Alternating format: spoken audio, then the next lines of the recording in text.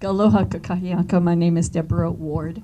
I joined the Mauna Kea Management Board's Environment Committee back in the year 2000 when I was a faculty member at the Natural Resources and Environmental Management Department at the university.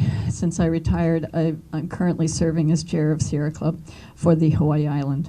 The reason that I'm here today is that I generally support the work that's being done to decommission the CSO site, but I believe that the assertions with regard to groundwater and permeability of the cinder and the direction in which the groundwater goes and where it ends up is very, very confused.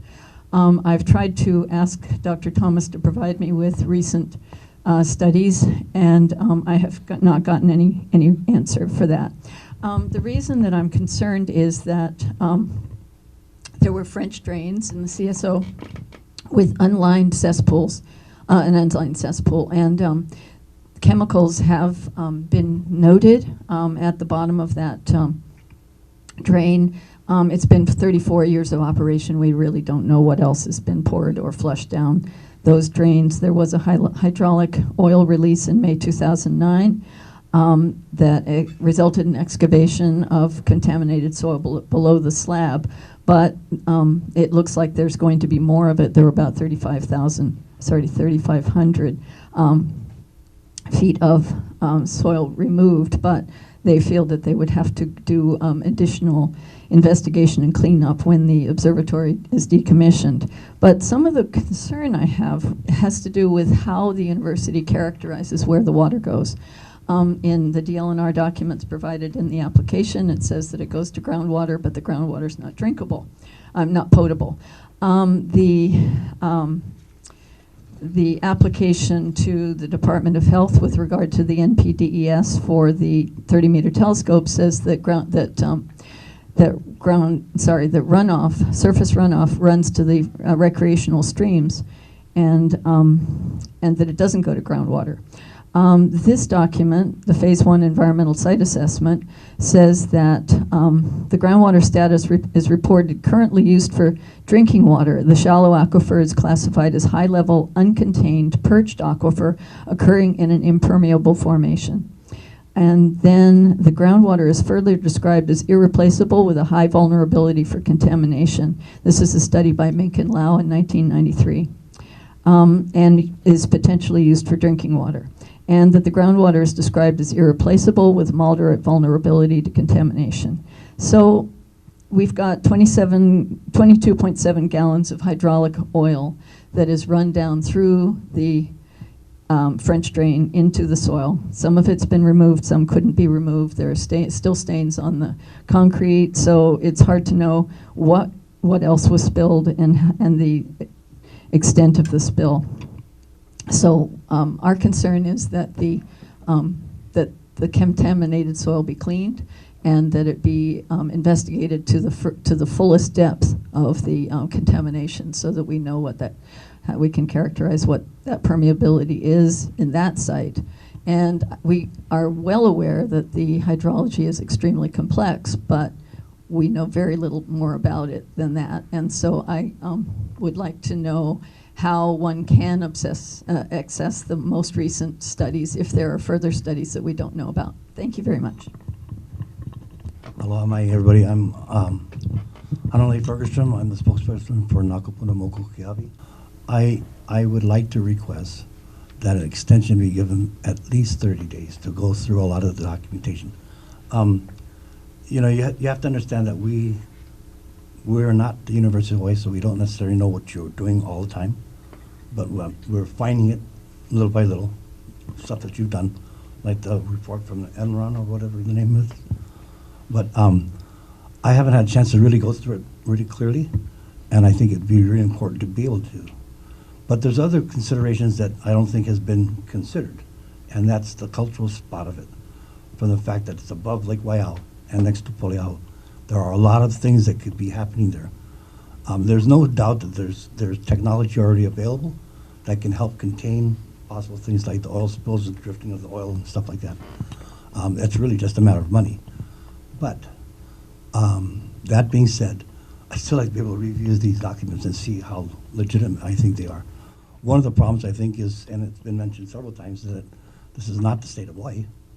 And we can argue about this all day, and until somebody can prove to me that it is by way of treaty, then I have to assume that you guys don't have it. That being said, we still have to work together somehow. So if you would allow a 30-day extension on this action item, that would give us at least a chance to be able to review some of these studies that were done. Okay, thank you. Thank you, Chair. Fritz Klassner, for the record, Natural Resource Program Manager. So the Phase 1 environmental site assessment for Caltech's millimeter observatory decommissioning, the 2010 decommissioning plan spells out the decommissioning process, and including preparation of a site decommissioning plan, which consists of 4 major steps. This might have been helpful to have before this, but the first is a notice of intent. The second is an environmental due diligence. The third is a site deconstruction and removal plan. The fourth is a site restoration plan. Each of those steps gets approved by, or document sets gets approved by this board. This board approved Caltech's millimeters observatory's notice of intent, I think in 2016. At the same meeting, it deferred on Hokukeam.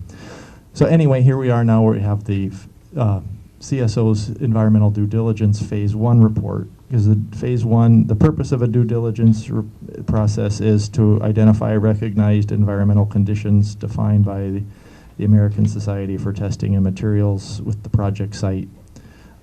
And by that, they are referring to the presence or likely presence of hazardous substances or petroleum products on the property that indicate a release, past release, or threat of a release, or any other hazardous substance or petroleum products, that kind of thing. There's 2 main steps. One is a phase 1 site assessment to review the legal terms, and if anything is identified in that phase 1 site assessment, then a phase 2 assessment is typically required. That basically is additional investigation to determine what needs to happen, if anything. This phase 1 site assessment did identify and I think it was well known before this had ever happened, or the site assessment came out. It was included in the notice of intent that there was a hydraulic oil spill in 2009, as well as a possible prior spill at an unknown date, perhaps during construction of the report. This report recommends a phase 2 assessment, meaning this report is recommending additional investigation during the site deconstruction and removal process. That process and reporting process is governed by Department of Health rules, EPA rules, so it's fairly well defined how that process works that we have to follow. It would be detailed in the environmental assessment for Hokuke'a, or for Caltech submillimeter observatory decommissioning, and this phase 1 environmental site assessment, as all of the elements of the site decommissioning plan, are envisioned to be appendices in the environmental assessment for Hokuke'a. So they'll be out there for public review at multiple stages as we move through the decommissioning process for Caltech submillimeter observatory. So with that, by approving, I think the simple explanation is we'd be saying we're asking Caltech to do additional investigation during their facility removal process. So in other words, conduct a phase 2. Correct.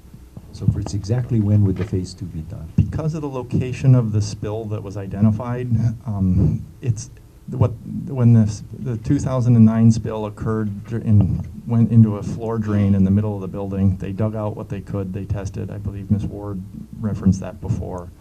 So they can't. The reason they didn't complete that process in 2009 is to dig out all that material. They were worried about undermining the foundation. So as they break up the foundation, they'd have to test. So Yes. the process would be spelled out in the environmental assessment, but the actual implementation can't occur until you start breaking up the foundation. Okay. Is it reasonable to establish a deadline for phase 2?